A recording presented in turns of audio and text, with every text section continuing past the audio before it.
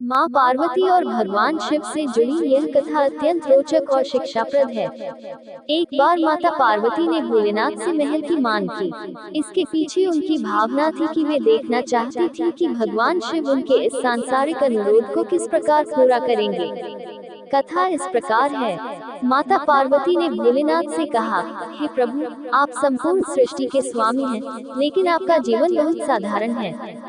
न आपके पास कोई भव्य महल है, न धन दौलत। हमारे लिए एक ऐसा महल होना चाहिए जहां हम आराम से रह सकें। क्या आप मेरी यह इच्छा पूरी कर सकते हैं? भोलेनाथ, जो वैराग्य और सादगी के प्रतीक हैं, मुस्कुराए और माता पार्वती की बात मानकर सहमति जताई। शिवजी ने अपनी साधना शक्ति और देवताओं की सहायता से एक भव्य महल का निर्माण करवाया। महल इतना सुंदर और दिव्य था कि देवता और ऋषि मुनि भी उसे देखने आए। महल बन जाने के बाद शिवजी ने माता पार्वती से कहा, ये महल तो हमने बनवा दिया है, लेकिन अब इसे पवित्र करने के लिए यज्ञ की आवश्यकता है।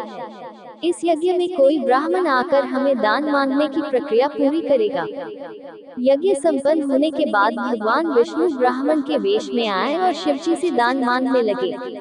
शिवजी ने उनकी इच्छा जानकर वह पूरा महल ही उन्हें दान कर दिया। ये देखकर माता पार्वती आश्चर्यचकित हो गईं और उन्होंने भोलेनाथ से पूछा, आपने हमारे लिए जो महल बनवाया था, वह आपने दान क्यों कर दिया? तब भोलेनाथ ने कहा, प्रिय पार्वती, ये महल और अन्य सांसारिक वस्तुएं अस्थायी हैं। हमारी खुशी और शांति का स्रोत इन चीजों में नहीं, बल्कि हमारे आत्मिक संतोष और प्रेम में है।